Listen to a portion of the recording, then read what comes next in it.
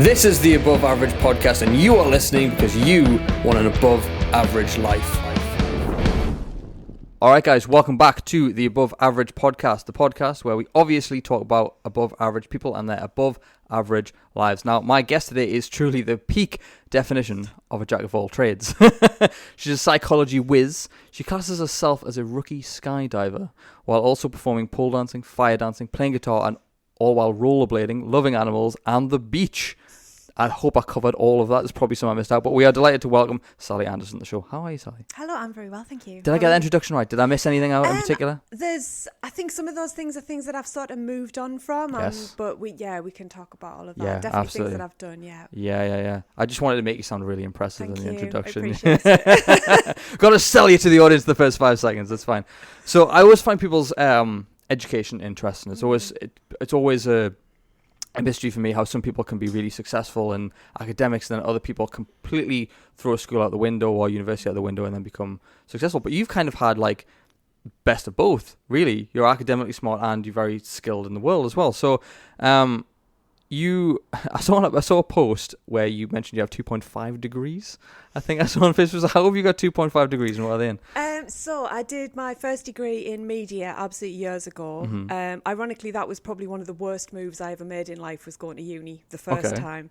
Didn't really do a great deal with it. I did work in the media, but for things that I probably didn't really need the degree for, to be fair. Maybe got my foot in the door. Yeah. If anything, it sent my life on completely the wrong path. But that's degree number one. Mm-hmm. During COVID, sort of turning 40, everybody's reevaluating their lives. I went back and did a master's in psychology, like a conversion master's, which was probably one of the best things I ever did with my life. So I've had like the polar experiences of higher education, where one completely messed everything up and the other one completely gave me exactly what I needed at the right moment. So those are my 2 degrees. My half a degree is a teaching certificate at PGCE. Right. So it's like a postgraduate certificate of education. It's equivalent to it's about half a degree. Yeah. I just thought it sounded cool to say Yeah, that. 2.5 degrees. 2.5 degrees, yeah. When I was reading that, I was like, where's the half? And I couldn't find the other half. So let's talk about the psychology first. What attracted you to that subject and why then go back to university? Yeah, so psychology itself. So I was always wanting to formalise my art practice, because I've always drawn, I've always painted, I've always done some sort of creative work like that, and I was all set. I was trying to pull a portfolio together to do a master's in design. Okay. And I was speaking to the lecturer at Sunderland. I also see, I'm all over the place. I do so many different things. I can't focus on things. I had an offer at Newcastle to do creative writing, and I really thought I wanted my master's to be in something creative. And then quite last minute, I just suddenly had this flip, and I was like, you know what? I think I want to do something really hard academic. I mean, people would argue psychology isn't science at all, but something a lot more academic, something a lot more I don't even know the word for it. It's just a bit more tangible, a bit more working with evidence and that kind of thing. And decided to go for it. Applied to the conversion course, got accepted, and it was really, really hard. The amount of maths that I had to get my head around, having not really done. I mean, I do my own accounts. That's about as close to maths as I get. Yeah, I stay away from maths at all costs. Generally, I do. And now I've ended up in this situation where I've got my basic numeracy, what's my credit card bill, how much petrol do I need to get to Middlesbrough or something. That I can manage that. And then I've got this stuff where I can talk about confidence intervals and p-values and that kind of thing. But I've got this big gap in the middle, which is what someone who'd done A-level maths would have, where it's just a mystery. But what I found was, when I started studying psychology, I was able to apply that to my artistic work. So I got a real interest in social identity and how place shapes subculture and how people are shaped by their environment, even to the point of how our genes interact with our environment. And I found that really, you maybe wouldn't notice it looking at my own artwork because it's all just big pictures of flowers, but the thought process is there. Sort of just what, just the human condition, just all that. Who are we? How did we get here? Why are we, how does personality develop? Why are you friends with some people? Why do you like certain music? How do certain mental health conditions manifest in some people and not others? And that really, really shaped my work. And further to that, I was able to use the enterprise scheme at Sunderland Uni, because I was thinking, well, I'm doing this this visual stuff, but then I'm getting all this information about how artistic practice can be good for your well-being. And I'm thinking, I've always preferred to work for myself. How does this all pull together? So I got a real leg up from the enterprise scheme at Sunderland Uni. I got a little bit of startup funding. I think I bought an iPad. But the business mentoring I got off them was absolutely fantastic. One mentor in particular, I wish I could remember his name. And if I think on, I'll send you and we can tag him. We're like, thank you so much. Sat down on a Teams call with him and he's like, why haven't you got a website? And I gave him all this waffle about I was just procrastinating. Basically, I couldn't decide what colour I wanted it to be. And he said, just make it, because you can change the colour next week. You need a website. True. And I'm going to check in with you next week and I want you to have a website. Nice. So that just shamed me into sitting down. And again, my technology skills are about on par with my maths. They're not, but I just figured it out. I bought my domain and I was like, right, how do I make this? You built it from scratch yourself? Built it from scratch myself, nice. Just because this guy had told me I had to. So I was like, okay. You were bullied into building the website. I was bullied into it, but like I massively thank him for it, because again, it's one of those things that just... It's the difference between just having a social media presence and actually having a nice website. Yes. I do think people appreciate it, because I get a lot of phone calls and I've seen this on your website, or even people going, who built your website? And I'm like... Me? It was me. Can't even check my own email. What do you mean who? Obviously it was me, yeah. So what is it that you offer on the website exactly? Like where? I've just got a bit of a portfolio up there, and just a bit of information about who I am and what I do and how I got there. Pretty much what we've just talked about, really. Nice. Because I do a lot of community work and teaching, facilitating more than teaching, really. There's sort of a bit of information about what workshops I offer. Nice. Do you want to just quickly drop the website name in there so people can... Sure, it's SallyAndersonArt.com. Nice. Go and check out Sally's art. Amazing. So in terms of what you learned about psychology and what you learned about the human mind and, as you said, the human condition, what was sort of the more eye-opening thing that you learned about us as humans? Ooh, I would probably say, I think you're probably aware of like the nature-nurture debate. Mm-hmm. People are like, are we born a certain way, or is it parenting and friends and other environmental factors?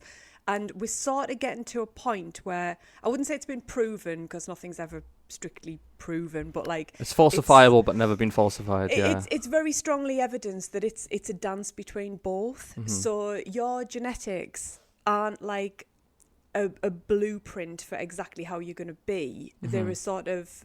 It's almost like a menu, and your environment will choose. I'm not really explaining it very well. No, I like this. I like where this is going. The way they put it is the genetics load the gun and your environment pulls the trigger. So if you've got a certain, say you've got alcoholism in the family, you've got a predisposition to alcoholism or drug addiction or athleticism or, anything you can think of. There's probably something that's come genetically. Yeah. But whether or not that expresses in you will depend on whether, how you're brought up in your early stages of life, in infancy, what school's like for you, whether or not you're bullied at school, what your mates are like, your diet, the weather, just all these different things. Yeah. And this explains how people who have very similar genetics can turn into very different people, or people who've got completely different genetics can have similar sort of... Yeah, I'm probably butchering it. I understand. I mean, I've got a younger brother who is 8 years younger than me, and although we obviously have the same parents, same household and stuff like that, we're very different people. But also he grew up in a different generation to me, so he's very much an iPad kid, whereas I was raised before that sort of stuff. Yeah. Do you know what I mean about iPad kid, where they've always got to have something in front of them? So it's interesting to see that how different we've both become. Like, my brother couldn't do this, but he's a DJ, so if you asked him to put on a hell of a show, he could put on a hell of a show, but he couldn't interview someone to save his life, probably. Sorry, Lewis. Maybe you could, I don't know. But you know what I mean? It's like, I do love looking at that. It's not something that I know too much about, which is why, obviously, I kind of want to talk to you about this, because it's interesting. It's interesting to look into. There are some good articles out there about it, but the other thing about that, like, I can't claim to be an expert on parenting because I don't have kids myself, so even knowing about child development and brain development from a theoretical level, that's nothing like what parenting's like. Boots on the ground. But also when people say, oh, well, I brought all my kids up the same. You didn't. You didn't. Yeah. There's always subtle differences that if you imagine, like, you get 1 degree of separation in how differently you're treating your children over the years, that way. So you might find that, like, people are more cautious with their first child, or and then a little bit more permissive with their second child, or people treat boys and girls very subtly differently and things like that. So it's not to say, you know, parents are to blame for everything, because there's tons of environmental factors that parents don't get any say in whatsoever. But yeah, though, that can be an explanation for how siblings can turn out very differently as well, especially if you've got an age gap. Yeah. Because chances are your parents are in a completely different place. You know, we keep maturing as we get into our... I mean, God, I'm in my 40s now, and I'm only just starting to feel like any semblance of a grown-up, you know? Well, I'm 28, so I still feel like a child at heart, to be fair. Ages yet to be a grown-up, I don't... My true belief is that we will never fully feel like adults, what we would have thought years ago when we were younger, what adults do. Because I remember growing up around, all my cousins were older than me. They were all in sort of like, when I was sort of like 10 or whatever, they were like late teens, early 20s and stuff like that. And I looked up to them as, you know, they're adults, you know what I mean? Like, but they weren't, they're big kids. When I turned 22 and I thought about my cousins, I was like, they're just big kids. Yeah. And it's like, I don't feel like we ever feel fully like what we would consider an adult. I feel like we're all just children. As long as we keep going, we're just like children who know a bit more, I guess. You do, and I think, like, I've talked to my parents about this, who are both in their early 70s, and they say you don't really feel any different. You're still that person you were at maybe 13, 14. You just, like you say, you've maybe learnt to parallel park now, you've learnt to make a lasagna, you know what I mean? But you're still that same human inside. Your emotions are still the same. Like, God, my emotional response is a pure 15-year-old. Like, I will slam the door and put Green Day on really loud if you upset me, you know what I mean? It's like, I'm going to see them this year, actually. I'm so excited. Have you seen them before? I never have. I've never seen Green Day. I've never seen The Offspring, which is... I'd love to see The Offspring, actually. Yeah. Isn't he like a doctor or something? He's got a PhD in some sort of molecular biology, and he specifically works with prevention or treatment of HIV. Which is mad. Like, when you listen to his songs, you're like, okay, this guy's cool. And then you find out he's got a PhD, like, this dude's even cooler. A hardcore PhD as well. That's like, crazy. You know. But yeah, I'm excited to see Green Day. I've always been a fan of them since I was younger. I listened to American Idiot, blasting it in the car, turned it down for the swear words so my mum wouldn't find out what I was listening to. You know,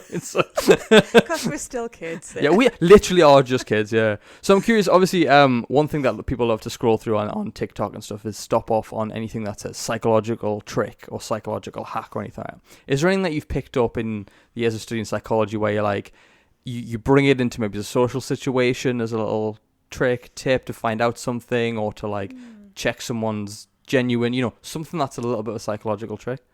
I don't think I have, honestly, and I find a lot of this stuff is often pop psychology that isn't necessarily grounded in any sort of evidence. So there's all these things about like the psychopath test and that kind of thing, and that actually if you're faced with a real psychopath, or you know, the word narcissism gets bandied about a lot, but somebody who's like clinically diagnosable as a narcissist, you probably don't know they are, and they probably don't know they are.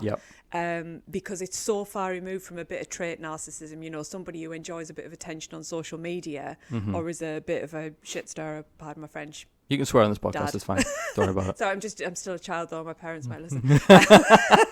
You know, sorry, Sally's parents. I'm encouraging terrible language. I do apologise. Somebody who's a bit manipulative. That's not narcissism in the clinical sense of the word. I've gone off. I told you I'd go off on tangents. No, I love this. Keep going. So a lot of these things of like, oh, you just need to do this to spot a narcissist. Actually, they're not particularly accurate or anything it's like like that. I've heard friends in the past go, oh, like my last 3 exes were narcissists. I'm like, really? That's interesting. Probably none of them were. You just don't. They did something you didn't like, and now you're labeling that because it.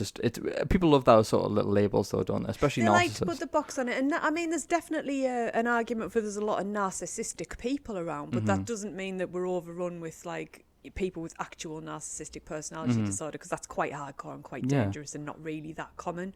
But I think for me, having a little bit of psychology knowledge, it's more about developing the self-knowledge and also realising that other people are just coming from a product of their environment and their genes. So if you meet someone and they are acting a bit, I don't mean like dangerous weird, but you know, if somebody's speaking in a way you don't like or you don't understand one of their behaviours or something, just having that bit of understanding to be able to say, you know what, they're probably not doing it to wind me up or to be mean or whatever. They're coming from a specific place. Maybe they're protecting themselves. Maybe they don't realise they behave in that way or whatever it is. And in yourself as well. Like if I ever catch myself, and I don't get into arguments online or bully people or anything. But if I ever catch myself being a bit of a hater and look at what she's doing, right, take a step back. Why have I got a problem with this person? Yes. It's almost always because there's something in them that I don't like in myself. So maybe there's something in the way they look, or there's something in the way they behave that I also have, and it's something I don't like, and then I project it.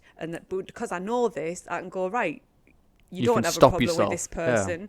Stop it, because it's actually this aspect of yourself you don't like. Yeah. So it's just a little bit more understanding, I think. But it does mean that I've turned into like Queen Devil's Advocate, because I just end up go, well, it's probably just this. Do you know what? I'm the worst for that as well. And I mean, you can look. There's some books behind us if you're watching this and stuff. There's a lot of books. There's some over there like psychology books and stuff.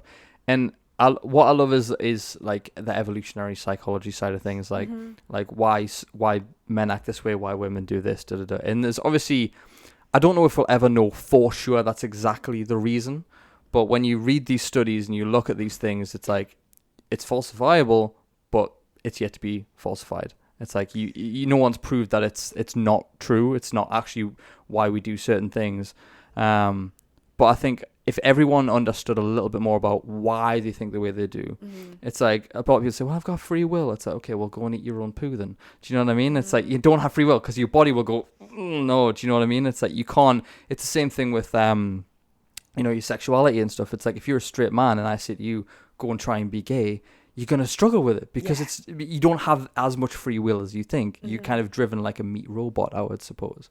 There's a lot that's hardwiring. There is a lot, like, obviously, like I said, there's the interaction with your environment, and there's a certain, like, to say I don't believe in free will is a bit, not diminutive, what's the word? It's a bit minimising, because there's a level of free will. Oh, yeah, absolutely. But it's definitely within your hardwiring, because you can't undo that stuff. Yeah. It's like you said, things like sexuality is just, but they are starting now. We're at quite an exciting time in terms of gene research and neuroimaging and things like that, because things that we didn't really have an explanation for, that we only had theories and best guess things for, we're getting to the point where they actually isolate gene sequences, or they can spot things in brain scans that will go, right, there it is. There's that response happening. Or I might be wrong in this, but I think they are starting to figure out what gene might make some people gay and some people straight and some people bisexual. I don't know if I've made that up. There's always a chance that was a dream, but I feel like if it's not that, we're definitely in the realm of like things like bipolar disorder. Yeah, all kinds of things that they've been like, oh, we don't know, it just happens randomly. Like it's not. To be able to find it. Do you ever think, here's a theory question for you. Do you ever think there'll be a time in society and life where, say we do, for example, are able to take bits out of people? Do you think there'll be like, because obviously we're quite okay in the UK, we're quite open to a lot of things, but somewhere like, say, Russia or something like that, or Korea, for example, right? Do you think they'd ever get to the point where you would have a population where from birth things are taken out of you to make a perfect society? Do you think they would ever get to that stage? I mean, I think it's potentially possible, but I think it would be a horrible way for things to go. Yeah. It's like eugenics on speed, isn't it? That's a horrendous thought. I hope not. Yeah, but I think so. Which is not a nice. It's almost like I'm pleased I live in the era that I do, because I don't feel that's going to happen in our lifetime. Yeah. But it is the kind of thing that once you can isolate something, you can look at ways to switch it on or off. Yeah. So. Yeah, potentially, but I'm quite pleased I'm probably not going to be around to see it, because that sounds horrific. So if there was, say, 2 or 3 things that you would tell someone to be more self-aware on, just based on what you know about psychology and the way people think let's go on a day-to-day basis. Yeah. What would you say for people should be, what do you think people should be more self-aware of as they go through their day-to-day? So I think keeping an eye on your own mood is a useful thing to do, and being aware of just where you're at. It sounds really simplistic, but being able to say, right, I'm feeling angry. Number one, am I just hungry? Because that's probably to blame a lot of the time. That's 90% why I'm hungry. Yeah. If we're not hungry, right, what else has set us off? Because once you know these things, then you can preempt them. Yeah. Or you can at least have the sort of presence to say, like, sometimes I say to my partner, look, I'm angry with you, but I know I'm overreacting, so just give us 10 minutes. But that's really healthy, though, I think. I mean, I'm not saying it's always that healthy level of communication between us, but I know that I kick off very easily, so I know how to sort of go, right, look, I'm kicking off, let us kick off, and then I'll settle down again, because it's whatever set me off has triggered some little, you know, whatever our stuff is. So I think knowing that about yourself, just looking at why certain moods happen, so that you can be aware when they're happening, because a lot of this uncontrolled anger that people have is because they don't know where it's come from. They don't know what to do with it. They don't know how to express it in a healthy way. And I think all this talk about, you know, a crisis in masculinity and toxic masculinity and things like that, it's like boys in particular aren't taught to reflect on their emotions, that it's all right to be angry as long as you don't hurt anybody, and to look at that, journal about it, talk to your mates about it, go for a run, whatever it might be that you need to do. I think people are often taught that anger is completely taboo and bad and shouldn't happen. So therefore it's all internalized, and then eventually it comes out and you punch someone or something like that. Yeah. Whereas actually a little, right, okay, I'm angry. Why am I angry? What set us off? Yeah. What can I do with it that's not going to harm anybody or myself? Yeah. Because the other factor is we're understanding now as well just how bad stress is for you. And if you're holding your anger in, that's doing all kinds of horrible things to your digestion, your cortisol, you know, it's doing also, like on a physiological chemical level, that's hurting you, it's damaging you. Oh, yeah. I'm coming across as if I'm so like emotionally well adjusted and healthy. Like I'm really emotionally unstable myself. The thing is, I've had a few people on here talk about psychology and stuff, and no one is perfect. No one, just because you know this stuff and you know that's what you should do, you will not get it right 100% of the time. It's impossible, because you're human, and sometimes you're going to punch a door, sometimes you're going to have a fit. You know what I mean? It's just going to happen, right? But the best thing you can do, the more aware of it you are, the easier it'll be to sort of get a handle on it more often than not. Yeah. Which is the key. And I think, like you said, anger is not a problem. Misguided anger is. If you are just angry and you don't know where it's come from and you lash out because you don't care what you do, it's not good. Yeah. It's like when you're saying stress as well. I work in the gym downstairs and stuff like that. Like I train more days of the week than not, and you know, I say this like going back to Gene's thing. My family on my mum's side is notoriously angry and has a short temper. We are notorious for, like, her dad was massive dick. My mum's lovely, but if you get on the wrong side of my mum, she will tear you a new one. And I'm kind of the same. I'm a very calm, like jovial guy, but if I'm angry, I'm angry. But I have a good, healthy outlet for it. I use it in my strength training, for example. If I'm in a bit of a mood, I'll go throw some weights around, and it's just like, it's so much better. Yeah. And I think if you've got a healthy outlet, I don't understand it from a woman's perspective with anger, but from a guy's perspective, having that healthy outlet of, like, say, punching a punching bag, or, you know, doing a few rounds of dumbbells or whatever, it just really helps, especially keep your anger levels under control a bit easier. Yeah. I think, for men and women, I think the emotion of anger feels fairly similar. But I think, like, on a societal level, if you're a woman and you're angry, you're just categorized as hysterical, crazy, hormonal, crazy ex-girlfriend, whatever it might be. Whereas actually men have been expressing uncontrolled anger for generations, and somehow that's not categorized as being over emotional. But, you know, a woman cries once and she's hysterical. Yeah. So I think our feelings, I don't think there's a vast amount of difference, but they get treated differently. And this comes back, this happens very early as well, back to how we treat little boys compared to how we treat little girls. People will express an emotion or a behaviour or an interaction with another person, and adults will respond to it differently because of the child's or perceived gender even, because of the child's sex. And then that socialisation, those things get imprinted of, you know, and this comes down to, again, how autism and ADHD end up manifesting so differently in girls, because we're told very, very young not to make a fuss, don't be hysterical, don't be emotional. We observe, you know, adult women around us having to suppress certain things because they don't want to be categorised that way. But little boy, they just boys be boys and that kind of thing. And this is how girls sit for 30, 40 years, bubbling over with ADHD and just sit nicely with their little hairband on, nobody notices. Because autism's more is it am I right in saying it's more diagnosed in boys than it is? Yeah, massively. And there's so it's massively more diagnosed in boys. It's also more diagnosed, I believe, again, I wish I had specific studies, because I sometimes feel like I've imagined things or made things up, but I believe I've read somewhere that it's more diagnosed in working class boys and in white boys. because of these assumptions that we have about people and behaviours and That's things like interesting, that. Whereas maybe if you are, say you're a richer kid at private school and you have ADHD, you're more likely maybe to be categorised as a genius or a creative or an athletic. Whereas if you're a little boy at a state school who can't sit still, you're just a little sod. Yeah. You know, and it's well, the funny thing about it is, so one of the best examples I can give of this is psychopaths, right? So we're not talking about like your ex that was an arsehole. He's not a psychopath. He might be, but we an might actual, like to call him one, but he's not. A genuine psychopath, right? People say, why do psychopaths exist, right? And one of the best explanations I heard of this was, well, when we lived in the sort of tribal times, you needed someone who could go over to the enemy tribe while they were sleeping, bash their heads in with rocks, and still be able to dream at night. We needed those people who were killers, who would protect and do the things that no one else could do without having PTSD or breakdowns, right? And that's still prevalent in today. Obviously, we don't need to kill people now. We don't need to go around killing people. But the reason for psychopaths is still there. Evolution hasn't quite pushed that out of the way yet.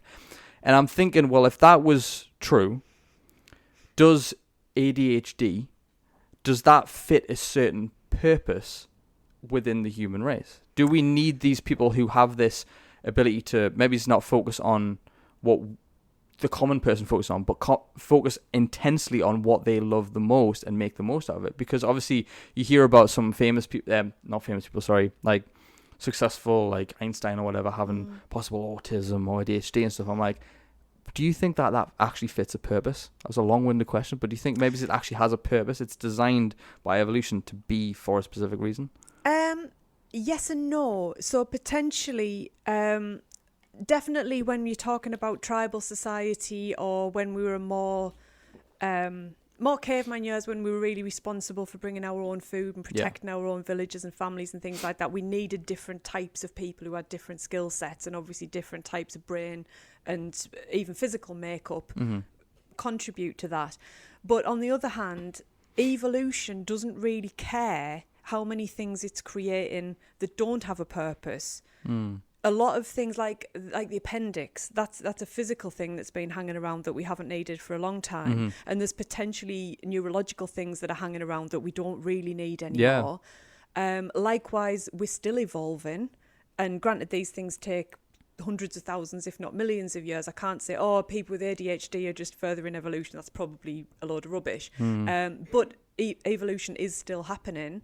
We still have some level of survival of the fittest on a genetic level, not the literal fittest, like, you know, the muscliest. Well, I think the full quote is actually the survival of the fittest enough to reproduce, or something like that. Well, the survival of the fittest, when you talk about fitness, as it's not the case of the big muscle guy's going to survive because he can run faster. Fitness in that respect is actually ability to adapt to your environment and adapt to change. So if you take a panda, you only eat one type of food. If that food source disappears, you're a goner. But if you're a human being or a chimpanzee that can eat all kinds of different things, you can live all over the world, different places, different temperatures, different types of food are available, and you're going to be able to survive long enough to reproduce. But also I think these things, I think there's a lot of, is conjecture a word where people, I know it's a word, is it the right word, where people sort of pick an idea that sounds quite cool and run with it, and there's maybe not that much, you know, logic and thing to back it up. But there's definitely an argument. Like, I've spoken to a lot of people who've got ADHD who say that there is a real function in society for ideas people. And like, I was listening to something the other day, it says Steve Jobs, his mental state and emotional state is very, very unstable. He's not a guy that could do a normal job, because he's just an ideas person. It comes thick and fast. He can't slow it down. He can't turn it off. So definitely in the sort of technological society that we're in and that we're increasingly heading towards, people who are having a lot of ideas and that kind of thing are definitely have a useful use. I love that though. And I think, I mean, to be honest, I don't know if we are still evolving, just to go back to that point, because I think, I mean, I don't know this. But in my belief, it's like the species only ever evolve because there's something that they need to evolve to get over. But right now, I think we've won, really. Humans were the dominant species on the earth. We've done everything. We live the most comfortable lives we've ever lived in human society. I don't think we need to evolve anymore. There's nothing. I mean, people think that we're going to evolve little dents in our thumbs from phones and stuff, or our thumbs are going to get bigger and flatter and stuff. I'm like, that's not going to happen, because that's just a product of environment that we do. It's not important to our survival, basically. If something's important to our survival, well, that's when evolution kicks in.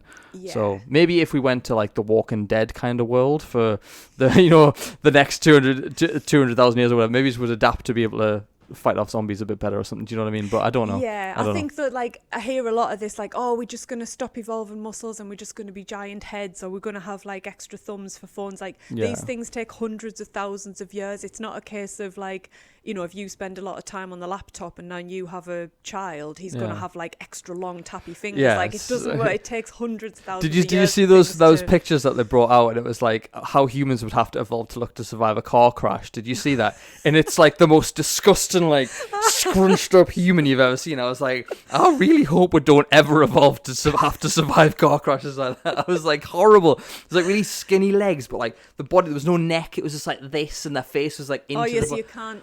So you can't snap it. I was like, no. I'd rather just die in the car crash. Yeah. If it was like a case of all humanity dies in car crashes or looks like that, I think we should all just wipe out and forget about ourselves.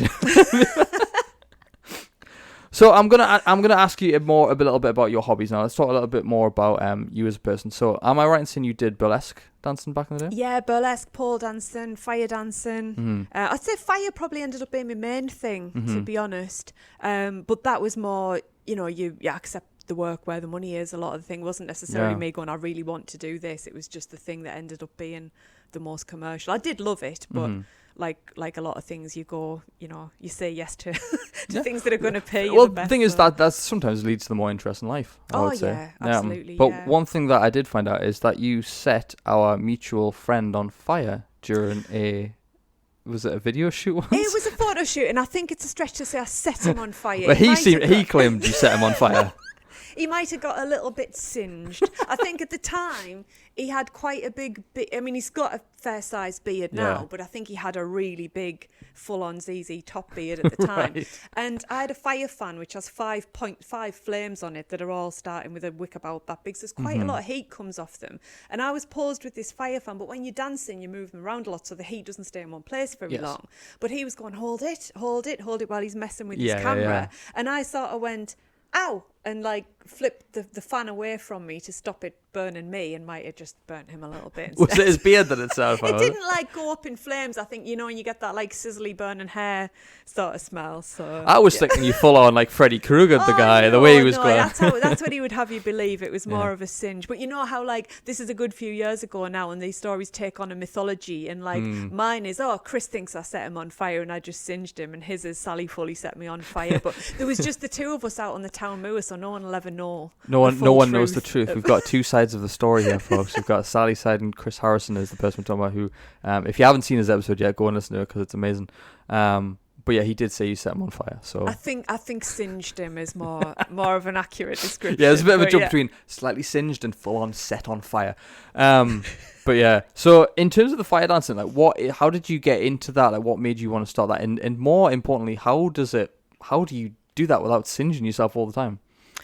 So the one useful thing, I said the first time I went to university was a complete waste of time and set my life in the wrong direction. The only good thing that came out of my first stint at uni was I lived with a guy who was like a psytrance goer, hippie sort of DJ. And I used to do LED and things on stage with him and make cool backdrops and things like that. Cool, yeah. And him and our other housemate bought me some fireploy for my 21st birthday.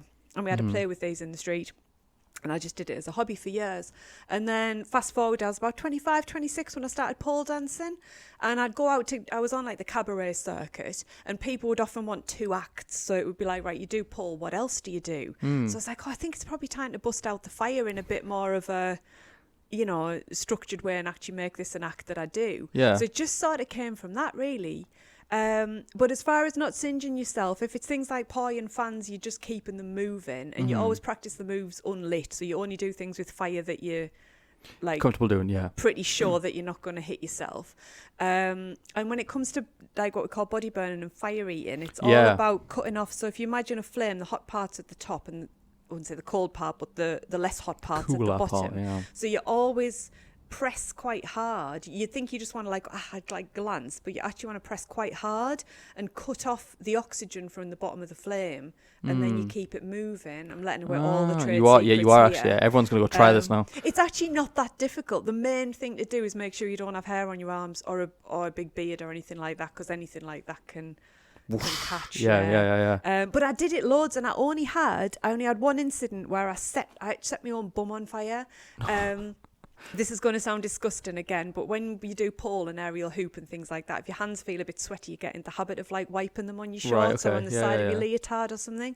But I'd done that I didn't realise I had paraffin on my hand, and just reflex, I'd gone like that, and then I bent over backwards. It was at a club in Middlesbrough, this rock night I used to dance at called Chaos, and I sort of leaned over backwards with the fire fan just enough to ignite my own bum, and then did this like cartoon trying to run away from my own ass.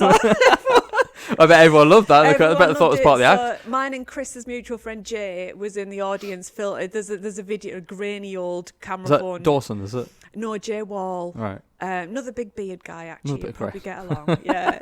But somewhere in the depths of time, there's a little grainy old camera phone video of me setting my own bum on fire on stage in Middlesbrough. Class. But apart from my bum and Chris's beard, I did that for years and years, and those were the only two singe incidents. Nice. So. When it comes to like breathing the fire out, you did that, right? I have done, but I didn't really like doing it because that is quite dangerous. There's a lot that you can. I'm just curious, how do you do that? So that one, you practice with water, and you're always trying to get a fine spray. So if you imagine the difference between going and going, you have to really go.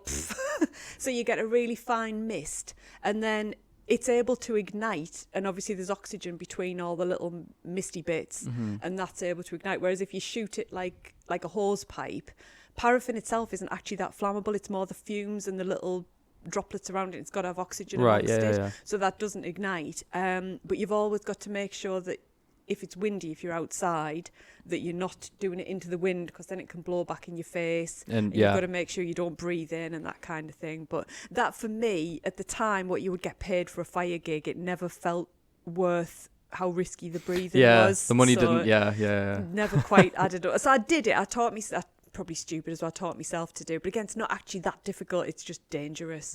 And if you do end up swallowing paraffin, it's not good for you. Doesn't taste nice either. No. But one of the funniest things that happened to me, I was driving home from a gig. It was right out in the middle of nowhere, this job.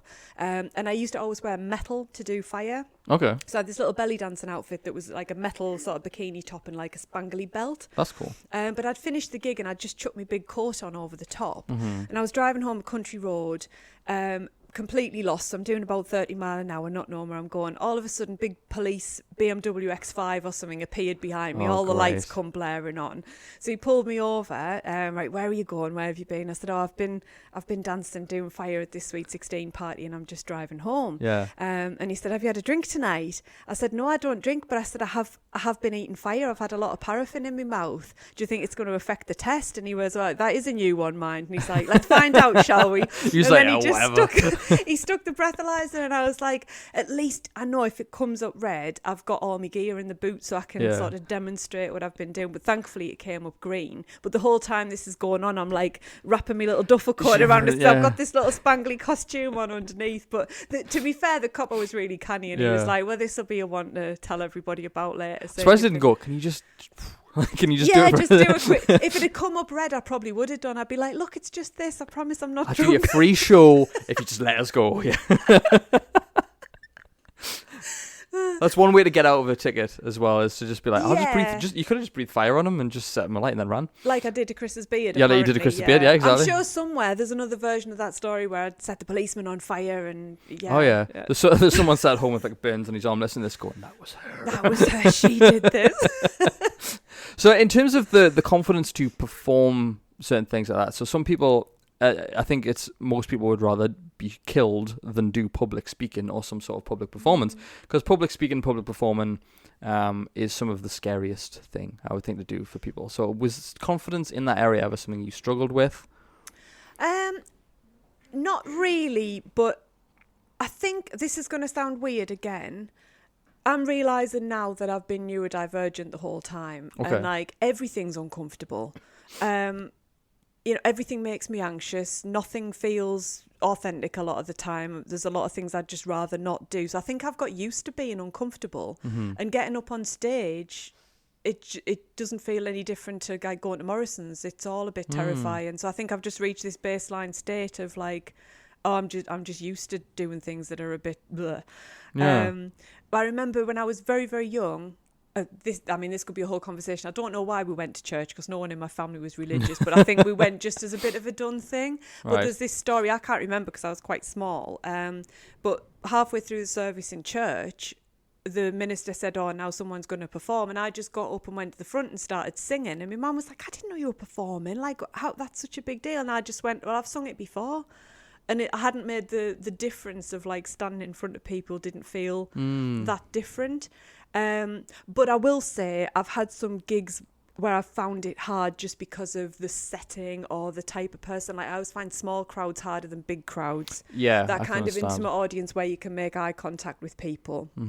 Or just kids can be a hard audience. Like you do a fire for kids and you can be doing all these tricks and eating fire and they're just sitting there going, yeah, you like, don't know what's going on next? in their head. So definitely like performing per se has never really scared me or bothered me, but there's definitely some that are harder than others and some audiences that are harder than others. Is there a gig that you vividly remember as like the worst? There's been a few. There's definitely been a few dodgy gigs, but I remember one, again, I'm trying not to like insinuate, was that a word? Incriminate. Yeah. Trying not to throw anybody else under the bus. Yeah. But God, I had one where I'd been booked to do burlesque at a birthday party. It was a woman's birthday. I think she was 30, but she specifically said, I don't want you to strip down to pasties. I just want like a burlesque style dance routine. I was like, that's absolutely fine. I can keep it super PG, but it was still a little bit cheeky, this routine. And there was loads of kids there. And it was like, I said, look, it's not a strip routine, but it's a little bit like, oh, Betty Boop kind of thing. It feels a little bit cringe. And they're like, oh, the parents don't mind. So I was like, right, well, I was standing in the dressing room and I was like, I'll tone it down another notch. I'll take this move out and that move out. So I ended up with this very bland routine that didn't really go anywhere. So I was already feeling self-conscious of like, for one, I'm in this skimpy costume in front of these kids. Yeah. And for another, I'm now doing a routine that doesn't really have any tricks or anything worthy of attention in it. So it was feeling a little bit horrible. For another, this woman had booked a big venue and hardly anyone had shown up. So now you've got this very small batch of maybe 15 or 20 people in this massive hall, all these kids sitting waiting for my burlesque routine. And then when I came out, there was some sort of creepy uncle sat separate to the rest of the crowd just filming me. And I was like, this doesn't feel worth the money. This is icky on at least 1, 2, 3 levels. This is just, I couldn't wait to get out of there. That just felt really... And the worst bit about it, I think, is that I felt like I hadn't given a good performance because I was like in between trying not to flash these kids and trying not to flash the creepy uncle. I didn't really feel like I'd given a good... I was like, oh, not that. Oh, don't look there. And I just left feeling like I hadn't done a good job. And I felt bad for the woman who no one had turned up to her birthday as well. Bless her. Poor woman. Are they allowed to just film that sort of thing without your permission? I mean, if you turn up to a private party or something, it's generally accepted that people will be taking photos. And nothing I did was sort of like X-rated where you could be sort of, right, yeah, absolutely no pictures. It was always down to like, a cheeky level performance rather than anything too full on. So I always felt if people are having a party, it's generally accepted that people take photos, but you can't very easily call out the difference between an event photographer and a creepy uncle with a phone. So you just well, one you've asked to be there, maybe, or they they're being paid to do that. That uncle's just like, I'm having this on my phone. He might not have even been. I don't know. He might have just wandered in. But yeah, he's not even part of the party. He's just off the street. He just heard some risky music. He was like, I'm going in there. Yeah, see what's going on in there. That's even worse. I hope it wasn't. I hope he was part of it, and I hope he was like, oh, that's rubbish footage. yeah. Hope he had his front camera on the whole time and just filmed under his filmed his own chin. reaction to it. It's just this double chin. Yeah. The thing about the performing thing is like, I always found it, so I never liked when I was in school being in school plays, because I don't know whether they still do this for kids, I don't know, like they used to make us every year, we were part of the school plays, like Christmas performance, and I think you had like a midsummer sort of performance as well, and I hated being on stage. I absolutely hated it. But as I got older and I started making videos and stuff, I was inspired by people who could give a performance about something that they were really passionate about. So I got into public speaking, and I ended up doing like several different speeches and stuff. I've been a couple cities all over the country and stuff. And one thing I found is that sort of nerves beforehand really sort of get to me. But did you ever make the distinction, knowing the psychology behind it and stuff like that, do you ever make the distinction between nerves and excitement? Has that ever been something that because apparently they're the same. I don't know how true that is. Maybe you can clarify that. Yeah, I don't know is the honest answer, like on a hormonal chemical level, if they're the same. I suspect they would be, because it's all an anticipation, or it's putting your body into a state of being able to react, whether that's in a like running away from a lion kind of way, or getting up and, you know, having your best voice available to you, or your best dance moves or whatever. So I would imagine they pretty much are the same. And it's off on another tangent, but what I did my psychology thesis, my final module on, was on skydivers and the difference between like how experienced skydivers characterise that butterfly feeling as something else. They very rarely describe themselves as scared after a certain level of skydiving, but there is a certain autonomic response there, which would, if you look at them as a pure data set, it would suggest that they are scared, but they don't feel scared in themselves. They don't characterize themselves as scared. But I think when I was dancing, I wasn't really into psychology.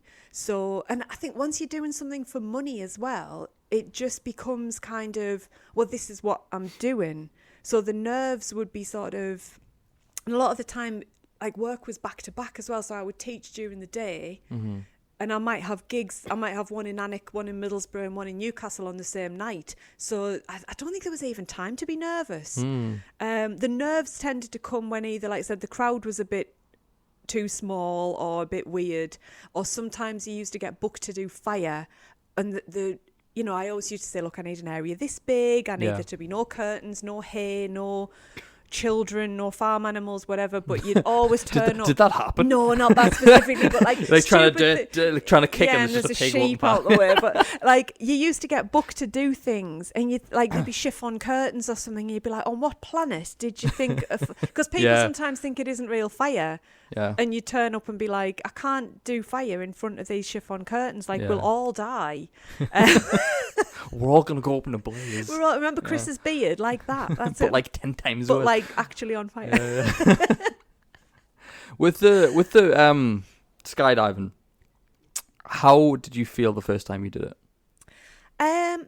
So I only ever intended to do my first one as a one-off. It was me and my friend were both turning 30 within a few months of each other, and we booked one sort of in the middle, and it was just supposed to be a woo, we're 30 kind of thing.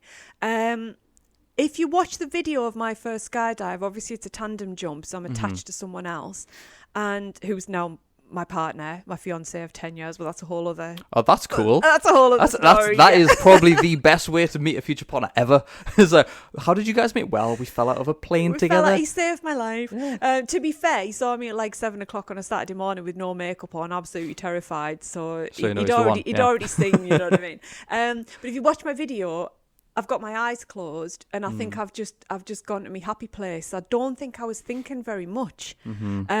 And when I did my first solo jump, to begin with, I did a little bit like they do in the army, this what's called static line jumps, where you do like quite a low altitude, right? And your parachute's attached to a hard point in the plane and just opens as you exit. Oh, okay, right. But I had what they call like a sensory overload moment, where you have a blank in your memory. So I remember climbing out, like the strut of the wings there, and I was walking along this little step, and my instructor's going, go a bit further, and I'm like, oh, I don't want to go any further. And then in the end, my fingers start to give out and I just peel off. But in my memory, everything just goes white for about 4 seconds. I just had I wasn't scared, I wasn't anything. It was just like my brain had gone, there's no way she's just hoid herself off that plane. And it had just taken a moment just to process. And And then I've got very limited memory of being under canopy, like flying the parachute.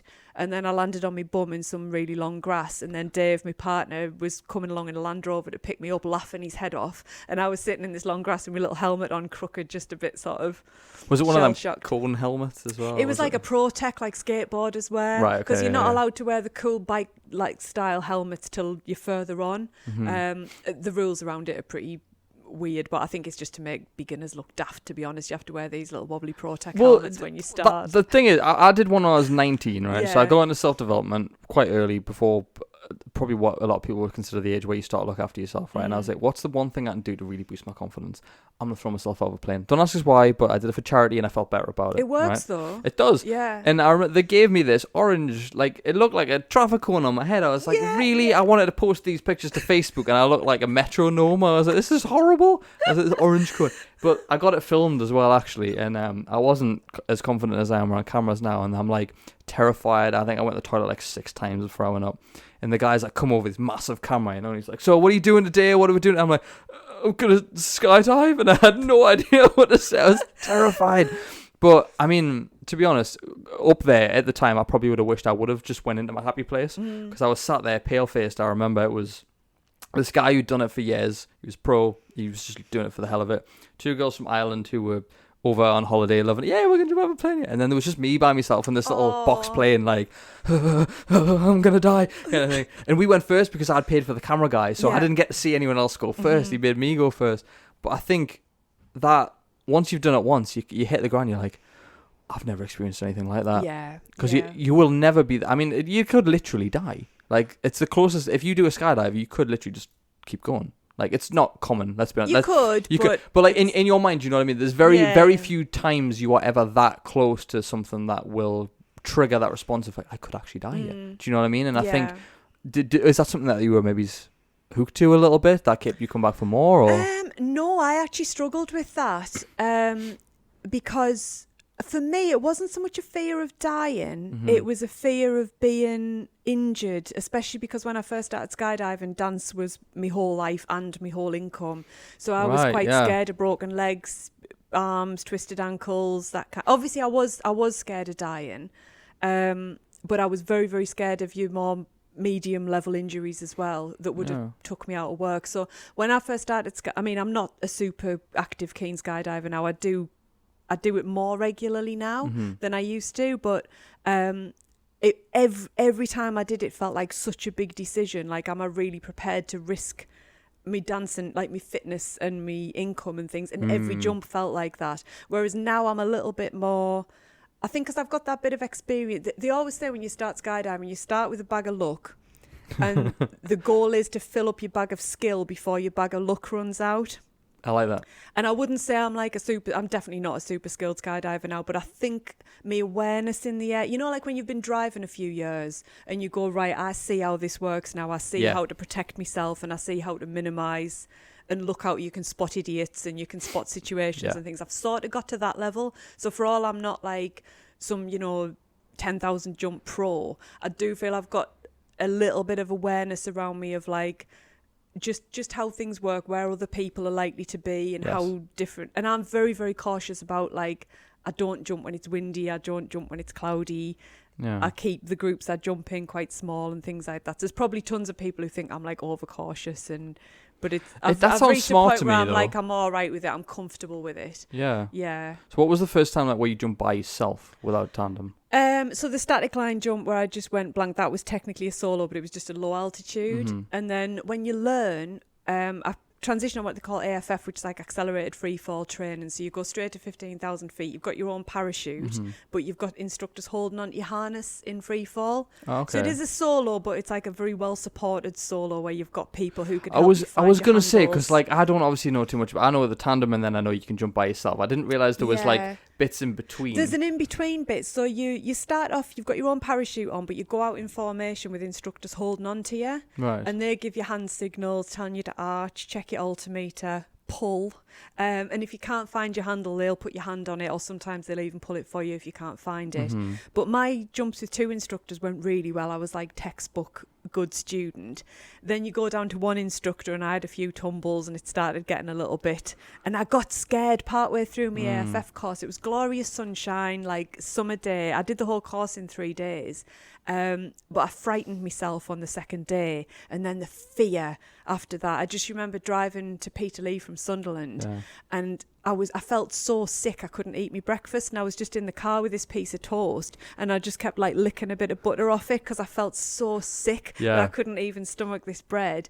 At one point I was hiding behind the couch, and my instructor was looking for me, and like I was crying in the toilets. There was all sorts. And I've had the fear on and off for a long time, but I'm hoping I've got to a point now where I'm not like, I do still get scared, but it's like a manageable, it's like a 4 on the, do you know what I mean? Whereas I used to be 9s and 10s. I don't even know how I got through it because I was terrified all the time, but somehow I've got myself to a point where I'm like, just the right amount of respect for it. You know, a little bit nervous, but not like terrified. Well, I was going to say, how do you manage that fear and that nerves? Because obviously as a performer, as a jumper, I know, like you said, you didn't really get that nervous. It was just kind of normal to you. But how do you manage that fear when it comes?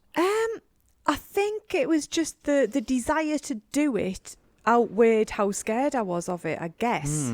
But when I think back to how scared I actually was, I'm sometimes quite surprised that I kept getting on the plane, because I was like literally feeling sick, like properly scared. So sometimes I look back and I'm like I read my old logbook when, you know, and I had 20 or 30 jumps, and think, I don't know how I even got through this, because I was mortally terrified. But I'm pleased I did, because it's very good for me. It's because my brain's super busy all the time. That sort of 40-50 seconds in free fall, and then a couple of minutes flying the parachute down, it's the only time my brain's ever only doing one thing, because I can't be writing a book and writing a song and worrying about this and ruminating on that I'm just trying to concentrate on that. So I actually, when you see people land and everyone's like whoops and high fives and stuff, I'm always just like, it's like I'm just meditating or something. It makes me really, even though I'll be nervous. Driving to the drop zone's the scary part now. I think the thought of doing it's way scarier. And then once I get there, I get my gear out and I'm like, right, I've decided I'm going to do it. I'm all right. I've checked everything. Spent half an hour looking at the clouds and scratching my chin and thinking about it. Once I've decided I'm going for it, I'm all right. But the drive there, I'm often a bit like, ooh. I've got this weird image of you in my head now when you fall out the plane, like, you know, like a classic meditation position. Like a little... legs crossed. That would be really good photo. If you can get someone to do that and you do that in the air. That'd be quite hard. That would be quite hard. I'd give it a try. It's a challenge for you, you know what I mean? You. When you get bored of just falling out of a plane, just try and meditate midair. I'll try. Just remember to pull the parachute afterwards, is like accidentally fall through that position just long enough for a screenshot.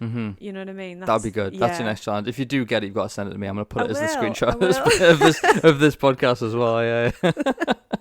So, how often do you actually jump?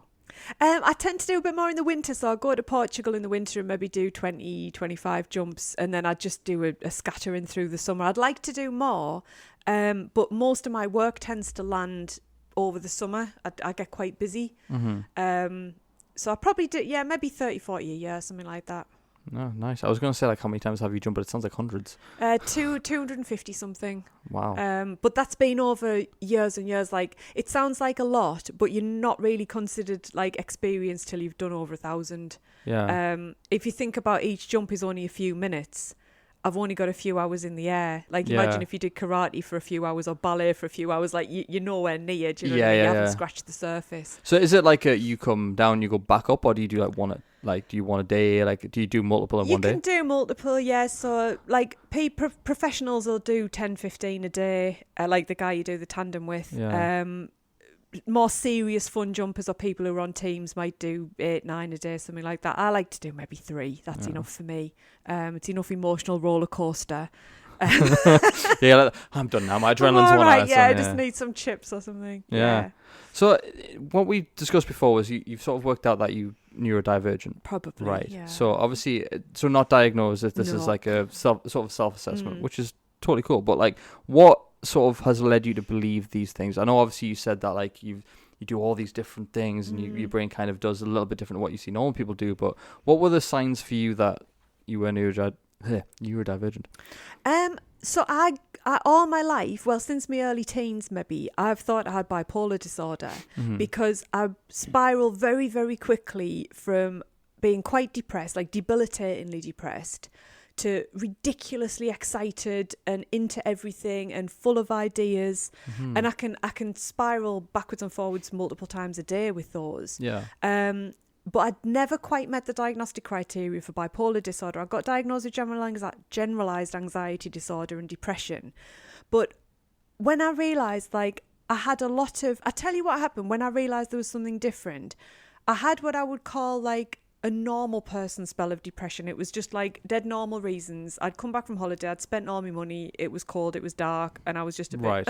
Yeah. So what I would call, like, you know, normal person down in the dumps. Naturally came out of that as a bit of work came in and the sun came out. And then I thought, you know what? I'm not depressed, but I'm still not right. My head's all over the place. And like, it sounds like a daft thing, but losing things is like, it's a constant. Burning the toast, losing the keys, locking myself in, locking myself out, losing credit cards, losing passports. It's like, it's absolutely constant all day, every day. And then I thought back to being a kid. This is going to sound super privileged, but doing dance lessons as a kid, we had these little stretchy bands. You had one round your waist and one round your head, and they were different colours for different dance styles. And I went to dance once a week, and reliably, in between my dance classes, I would have lost these bands. And my mum used to do a nut with me, and she was like, put them in the same place, leave them in your dance bag, put them in the wash, put them on your dressing table, put them in your sock drawer, just have a place where they go. And I couldn't, and it didn't make any sense because I did well at school, I did well at dance, I couldn't keep these bloody bands under control. And I'm like, that's just been replaced with car keys now and credit cards and things, and realising all these little bits and pieces, this emotional instability, but also this level of chaos. And you know, obviously I've studied psychology, I know better than to diagnose yourself on TikTok, but just really resonating like with people, you know, your internal monologue. Mine's like there's 15, 16, 20 people in here and music on and a telly on at any given moment.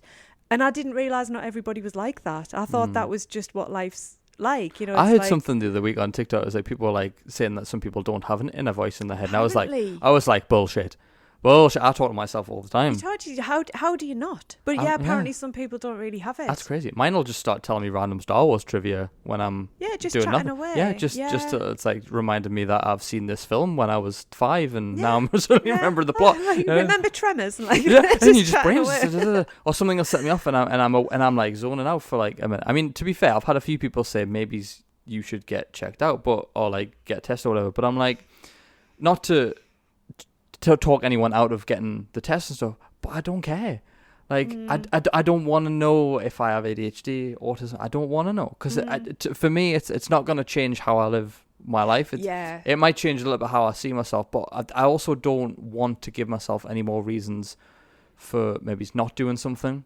Well, that's one of the reasons I consider trying to get a diagnosis, but one of the things is I haven't had great experiences with mental health services in general. The NHS is brilliant in a lot of ways, but I think there's huge gaps.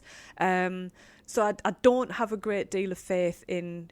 Also, I don't want to take medication. I've managed so far, and I've got myself to a point now where I've managed to create a life that somewhat works for how I naturally am. Yeah. I'm not in the same place all the time. My energy fluctuates a lot, but so does my work. So I've sort of just created something. It's taken a long time, and I've had to be quite ill in the past trying to shoehorn myself into like the normal working pattern. Yeah. But I don't think a diagnosis at this stage would really do me any good. Yeah. I think. Again, it comes back to that self-knowledge thing, whether I've clinically got ADHD or not. I know that my emotions fluctuate. I know my energy fluctuates. I know I'm full of ideas.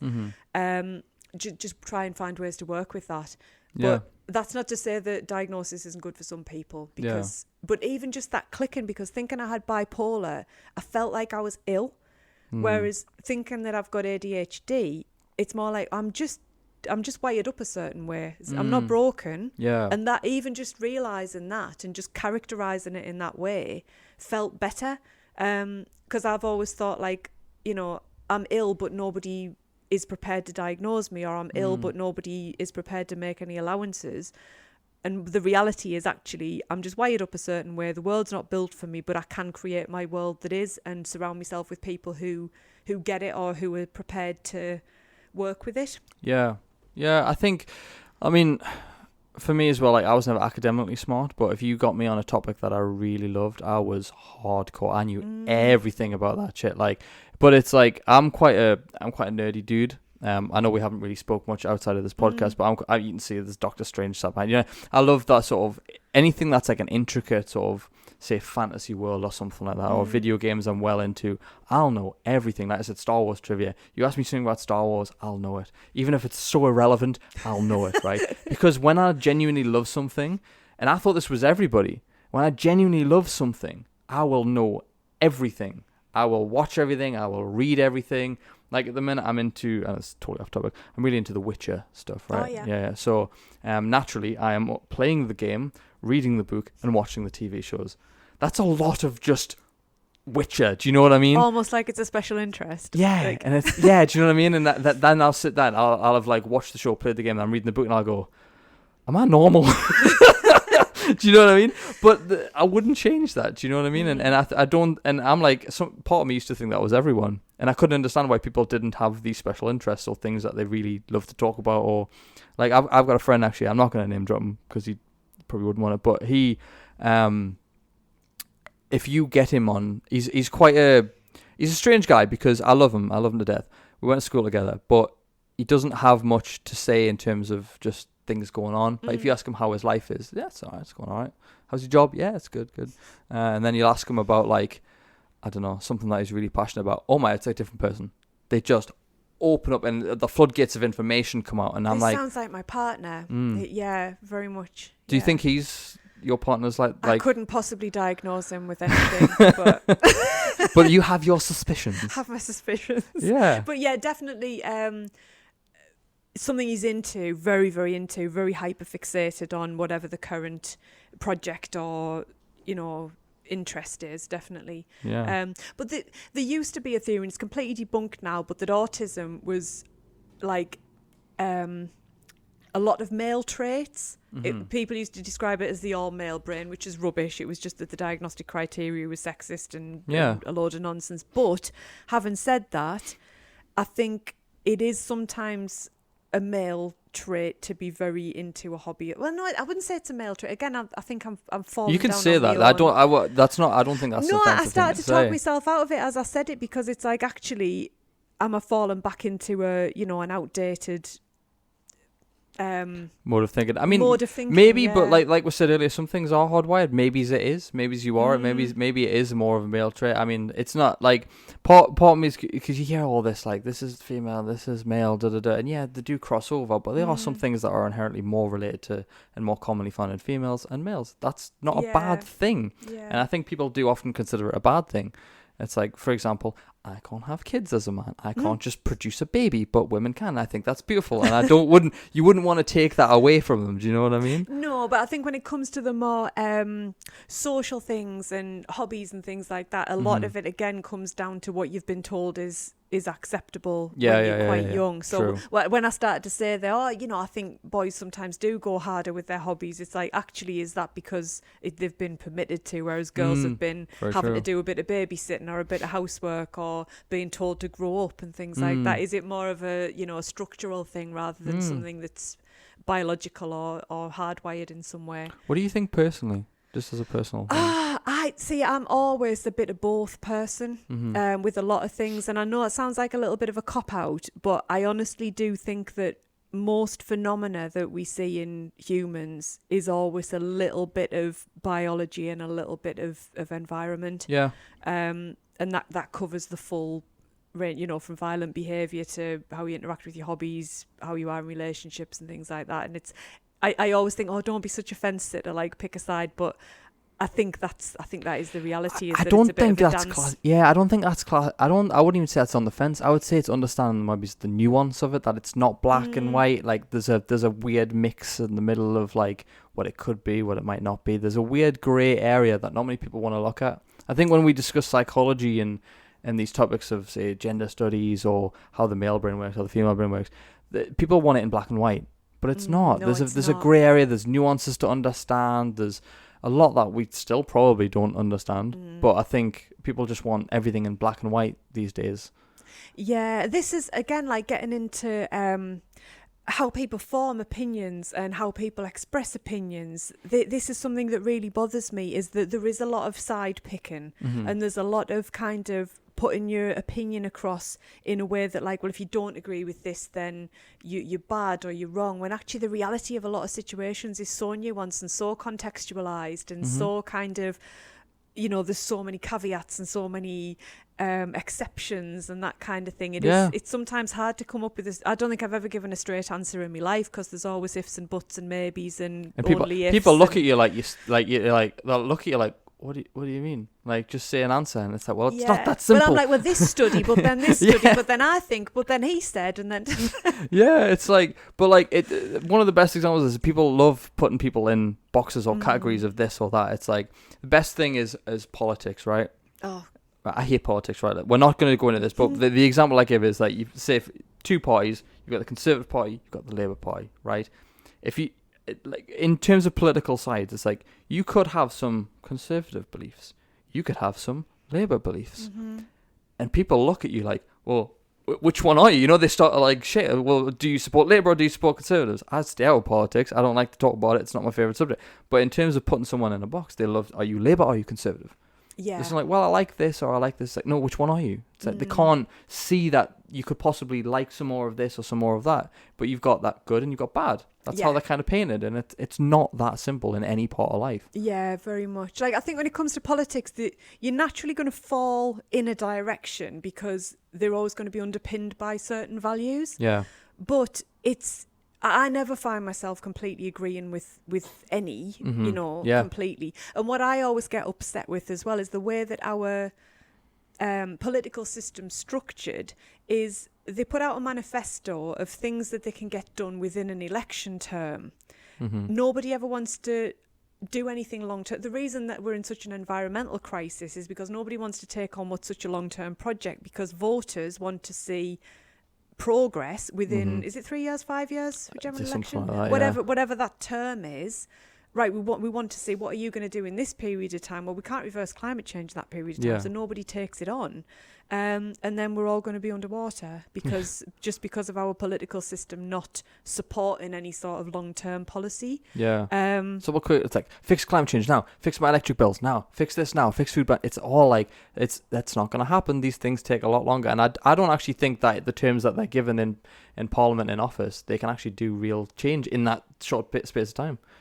No, I don't think they can, and I think a lot of them don't want to. It doesn't make any personal sense for them. I also think our aforementioned narcissists and psychopaths, the small handful that we do have, end up in Parliament. They're all children. They're all and you're like, what are you, 5? Just talk normally. But it takes so much. Like, you have to be so driven and so single-minded to even get to that level. Yeah. I think the amount of people that actually end up there who aren't, like, you know, some kind of, I don't want to go labeling people psychopaths, but, you know, you've got to be very, very single-minded and very driven and extremely ambitious and prepared to say step things and step on heads to get to that level. Yeah, of course they're going to act selfishly and in their own and their mates' interests. I think I don't know, like, you just need a massive reform where everything's done a lot more democratically and by, like, obviously, I don't like that Brexit happened personally. I would have preferred to stay in the EU, but I did actually like the idea of having a referendum. And all these big political questions that you get asked, why can't things be put out to referendum? I'm sure people who actually understand politics will be like, oh, because of this and this and this. I know, like, she doesn't understand anything. Well, I'm there with you. I don't know. Like, I don't, to me, a true democracy, rather than go and pick a party, all right, maybe I'm 80% Labour, but there's some things I don't like, just as an example. Rather than saying pick a party, let's put all these questions out to referendum and actually get a measure on what people want to happen on these particular issues. Not what these parties say should happen. Not what these parties say, because for one, you have to pick a party that you maybe agree with 70 or 80%, but not 100%. But then they only go through with 10 or 20% of the stuff they said they're going to do. So now you've used your vote to vote in a party that's ended up not really doing any of the things that you voted for. Yeah. Whereas if you put a lot of different questions out to referendum, asked people, do you think we should do this or this, actually get that response back and then go through with what the people said. To me, that would be true democracy. Yeah, I like that idea, actually. I've never thought of it like that. Well, yeah, for two people who don't know much about politics, we've fixed everything. I think you did pretty fucking well there, Thank didn't we? you. Yeah. Sorry for PM. I'd vote for you. I'd vote for you. Yeah, Thank you you. seem Yeah. you're really genuine. You speak your mind. Yeah, it's great. Not That's a psychopath. Great. Yeah, not a definitely narcissist. We're all Nah, good. We're all good. no. Yeah. So moving on from the politics side of it,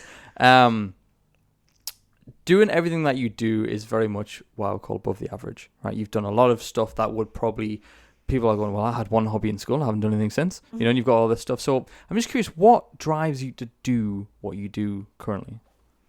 I get really excited about things. For all I say, like, I have depression a lot, I'm also like super excited about everything life has to offer, and I just want to try everything and have a go at everything and live just the best I can, basically. But I also think because I've lost big chunks of my life to being depressed, I always feel like I'm playing catch up.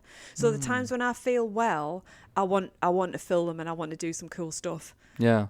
I think as well, because I consider, like, that first time I went to uni when I was 18 to 21, and the years after that, like, I really considered that it was a wasted time. So I've always felt like I want to catch back up with the life that I wanted to have. Yeah. So yeah, there's maybe a little bit of playing catch up going on. I don't know if that's actually a negative take on things. Well, I kind of understand, because like if you feel like you've missed out, like the what they call it, FOMO, if you're missing out, so if you feel like you've missed out, you do want to catch that up. Do you know? There's a few things that are like, I mean, say for example the COVID, right, when we couldn't go anywhere, like last year I went to four different countries. Nice. Because I was like, I need to make up for that time that I've lost. I was like in Iceland, Poland, I went to Greece and New York. I went all these places just to try and play catch up, and I feel a little bit better. There's part of my soul felt a little bit better just for doing that, just for playing catch up. But I can't imagine doing that for a long stint of time. How long would you say you've been trying to play the catch up game for? I'd probably say things started going better for me around about 30. I feel like my 20s were a bit of a mess. Like, I wasn't really, all this self-awareness and sort of understanding your own emotional response and things, I hadn't even begun. It was just, chaos.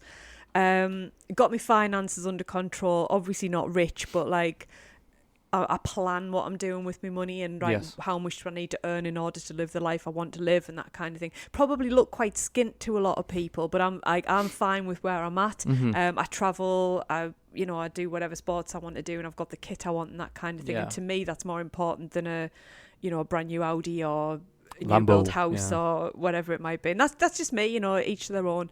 And I have forgotten the question because I've been waffling.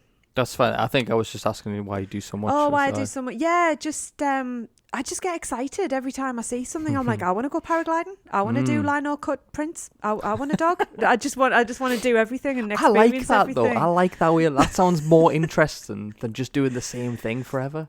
Yeah, like we always joke. Like my partner always says, whatever I watch on the telly, I consider it an advert.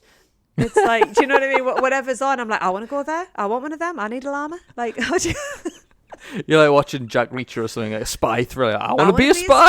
Yeah, I was watching something the other day and I was like, I think I should have been a lawyer, I could have been a lawyer. I watched Better Call Saul. I love the bring back. I love that, and I watched all that and I'm going, kind of need a pink suit and I'm going to become a lawyer. My brain was like, actually. Do you think I'd be good at it? I object to nothing. But just not knowing what I'm saying in a courtroom, yeah. But I understand that level of getting carried away. I don't do it to that fullest extent, maybe it's that you do, but I think I do enjoy just getting carried away with stuff. And it's nice too as well. It's nice just to be like, the only problem I can see is you end up with so much crap. Like under my stairs, there's parachuting gear, there's paddle boards, there's rollerblades, and my partner got into woodwork during lockdown as well. So like once he discovered his arty crafty self, obviously that comes with a lot of kit. Yeah. So the amount of stuff we've got between us is ridiculous. Yeah. I can imagine the household's pretty messy. It does get quite messy. And I'm one of those where on one hand, like, I have to make a mess to be creative, but I also can't think straight if there's any mess. So I live in a constant, like, sort of battleground between I can't think straight when there's one cushion out of place and, or like, you know, I just decided to buy like half a ton of tissue paper and I'm going to build this tent out of it, and whatever today's project might be, you know. I love it. Well, here's another quite deep question for you, and you can answer this in whatever way you want. Do you have any big regrets about the path that you've chosen? I haven't got regrets about the path I've chosen, but I've got regrets about not choosing a path sooner. Even though my path is just get excited about random things and say yes to random things and see what happens. That is my path and I'm fine with that. But I really regret life from sort of 18 to like late 20s because I just let the... I don't even know how to phrase it. I started trying to do the done thing. I went to uni because other people wanted me to go to uni and because other people were going to uni. Didn't know what I was trying to achieve by it. And I didn't use any of the like, I just coasted, got an okay mark, didn't use that time to really get into anything. Ended up in a career that I wasn't really interested in just because it related to the degree that I chose because I thought it was easy. What I wish I'd done is taken some time at that point to actually maybe just take a basic job for a while or travel for a while or just take a pause and be like, right, what do I actually want to do? But then when I think back, I'm like, I've got to have a little bit of grace for my 18-year-old self because you're not an adult at that stage, not even a little bit. I didn't have any money, not even like, that little bit of savings that allows you to go, I'm going to take a couple of weeks off or I'm going to have a holiday or travel to this place. I didn't have any of that. Didn't have any sort of support in that sense. Didn't have any people around me who understood not wanting the norm. Everybody was like, well, why wouldn't you want a degree and a house and a husband? And, I couldn't really put it into words. So for all I do regret it, in more recent years, I've forgiven my past self because she didn't really have any, like, didn't have a role model that was any different. So didn't have the savings or the capacity to sort of make a plan and follow it through. So I've sort of gone, well, it ended up working out some level of all right. But there's definitely still that like, I wish I hadn't. Because no matter what you do, you always look at your teens and your 20s as being the best years of your life. The reality is they're not. But you're sort of taught that because you're taught that when you're young and good looking, that's naturally your best years. Actually, they're your chaos years. Everyone's a mess. But there's that definite sort of societal thing of those are your golden years. And I feel like I wasted those. I understand. But actually, I get to choose when my golden years are. Yeah, so. I would agree. I think as 28, I'm in the best shape I've been and I look the best I've been because in my early 20s and teens, I looked weird, man. Like, I looked weird. If anyone's followed me for this long, I looked fucking bizarre. I want to see. I'll show you a picture afterwards as well. You'd be like, Jesus Christ, what a glow up. You know what I mean? So for one of the final questions I've got is, if you could add one more skill or one more hobby to your current huge repertoire, what would it be? I would love to be able to play an instrument really well. Like play the piano really well or something like that. Probably not. You play guitar, right? I play guitar a little bit, yeah. I've got to the point of like I can play some songs. But I bought an electric guitar thinking I would take it out the box and be like full on Dimebag Darrell within 30 seconds of plugging it in. And I wasn't. And I was having lessons off this guy in Whitburn called Andy Sheldon, very good guitar teacher. And I kept turning up at his house and he'd be like, have you been practicing? I'd be like, no. Right. What do you want to learn? Cemetery Gates by Pantera. And he'd be like, shall we try Smells Like Teen Spirit? And I'd be like, no, Cemetery Gates by Pantera. But it just takes more practice to get good at things. I've got to like passable at so many different things. And then I get excited about being a beginner at the next thing. Keeps life interesting though, right? It does. But skydiving was one of those things that actually like, it actually helped me be a beginner at things because I had to work at it. I definitely wasn't a natural. It helped me sort of do other things and go, right, this is going to be a process that I've got to learn. But having said that, I got to like low intermediate at guitar and was like, that'll do. That'll do. I can play Smoke on the Water. It's okay. Yeah, I've got some chords. They'll do. I think it's like Smoke on the Water and House of the Rising Sun are the first like songs that you learn to play on a guitar. Or at least it was when I tried. So. Yeah. I did try. I got electric guitar when I was like 12, I think, and just strummed it randomly, took some fake pictures for Facebook to make it look like I was a rock star, and then never touched it again. Did you do, I can't remember what politician it was. It might have been David Cameron or somebody like that. And he was posing with a guitar for a picture. You know, when they go out and pretend to be like, I'm a normal person. I'm one of the people, hanging out in the community. And he held this guitar for a picture, but he had a capo on it. But he was putting on some fake cord above the capo. Right. And I was like, that's not going to work. Nothing's going to play, yeah. It's not going to work. No, the fake picture that I took, and I use it in my speeches as well, and I ask people, what's wrong with this picture? And people are like, yeah, I'm going to plectrum. I'm like, well, you don't need one to play guitar, but yeah, I get you. And it's, the strap, I just put it around my neck.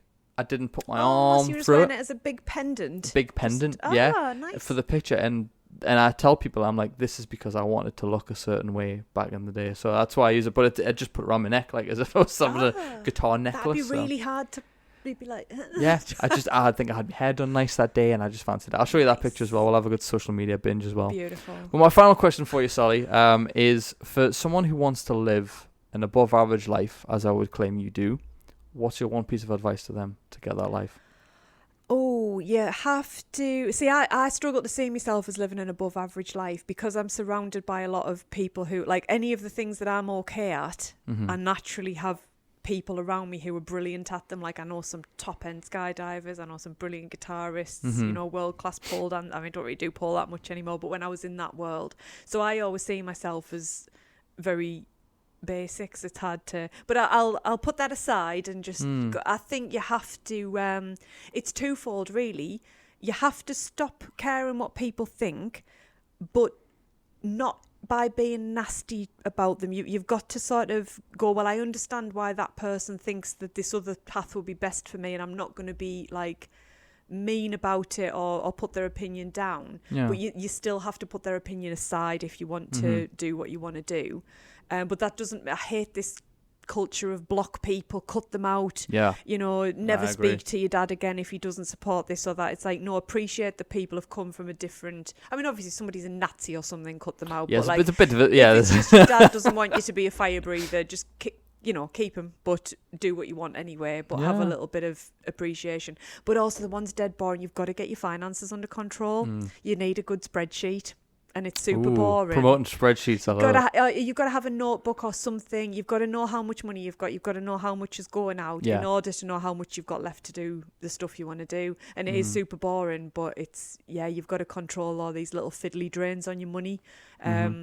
Whether that's getting into finance deals that you can't really afford, or I don't want to, go on down the don't buy avocado toast, you big millennial route, but like whatever it might be that's draining your finances, you've got to prioritise. Don't be going out for breakfast having massive pancakes. Have you been to the dispensary in Newcastle? That's an amazing place. The pancakes are pricey and massive, but it's like, maybe if Chris is listening, he'll take us for a pancake. Well, I suggested that Chris on the podcast, actually, I don't know whether I mentioned it on the recording, but afterwards I was saying you need to try a Cinnabon because he'd never had a Cinnabon before. And he went after a shoot and he was like, yeah, I'm not a fan. Really? And I was like, well, that's you never coming off my show again. So. I understand that Cinnabon are massive. They're good. Like, they're really so big. good. You've had one, right? No, I haven't. No? I've walked past and like had a little sniff of the doors I've gone past. But. Go for the classic one. Yeah. I think he had a chocolate one and he was like, it's too sick. And I'm like, I don't like them too sweet. Classic Cinnabon is the best. But how did I get onto this topic of Cinnabons? Everyone who listens to this knows that we go off on tangents of Cinnabons every now. But I think it was life advice, and your life advice basically is get a Cinnabon. Yeah, 100%. But I would retort what you said about not having an above average life or being an above average person. Being surrounded by people who are better than you does not put you down. It makes you quite a smart person, because if you're the smartest person in the room, you're in the wrong room, because then you're just the big cheese and everyone's around you telling you, yeah, you can do this, yeah. But if you're constantly surrounded by people who are better than you, you're going to learn a lot more. You're going to progress faster than most people would, because it's like if you taught yourself how to skydive and then never met another skydiver who is better, you're not going to know how to do maybe the tricks in the air or things a little bit better. I don't know, I'm not a skydiver, but you know what I mean? Like, same with like burlesque dance and stuff. You've got to have a teacher. You've got to have a mentor, someone who's better than you. And I think people like won't put themselves in that position very often to be a beginner at something again. Yeah, I guess that is important. I think it's just I suppose it's don't put yourself down, Sally. Stop putting yourself down. It's like I don't know if it's part of like, some people can't accept a compliment and that kind of thing. Like the thinking of myself as being above average. I'm like, oh no, I'm a kind of B- kind of human. Do you know what I mean? It's not really. If you're on this show, you get the stamp of above average approval. You get the double A stamp. Double A You're stamp. all good. But Sally, it's been an amazing episode. I'm so glad we got to speak about all this stuff. I'm sure there's loads more we could go into, especially on psychology, and we'll have to get you back for a part 2 to do it as well. But where can people follow your journey? Where can people find out all your content and stuff like that? So Instagram, I'm probably the most active at Sally Loves Sharpies. That's my art account, and my personal account's a long stupid handle, but the link's on there if you want to follow my general life of doing whatever. Yeah, I'll put them at the bottom of the screen. Everyone can check you out and give you a follow. Brilliant. But listen, guys, thank you very much for listening. As always, be sure to give us the 5-star review. No 4-star reviews. Just be nice. It takes a second of your day to make mine by clicking that 5-star. So thank you very much, guys, and I'll see you all in the next episode.